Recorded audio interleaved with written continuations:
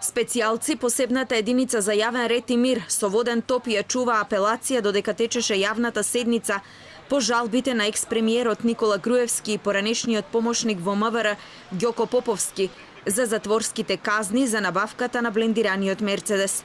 Нема информации кој бил безбедносниот ризик за ангажман на специјални и посебни сили на полицијата. Груевски, како што и вчера најави, денеска не дојде во апелација. Неговите бранители во жалбите навеле дека кривичниот суд направил серија повреди на законот за кривична постапка. Спротивно на законот, судот прифатил докази од специјалното јавно обвинителство, кои биле доставени во копија, а ниту Груевски, ниту адвокатите ги добиле незаконски прислушуваните разговори што биле користени како докази.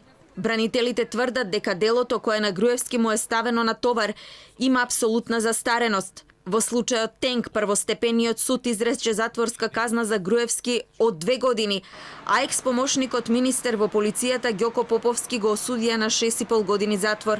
По јавната седница на апелација, судот во разумен рок треба да донесе одлука. Апелационите суди имаат 3 опции: да ја преиначат одлуката на првостепениот суд, делото да го вратат на повторно судење или да ја потврдат пресудата на Скопска единица.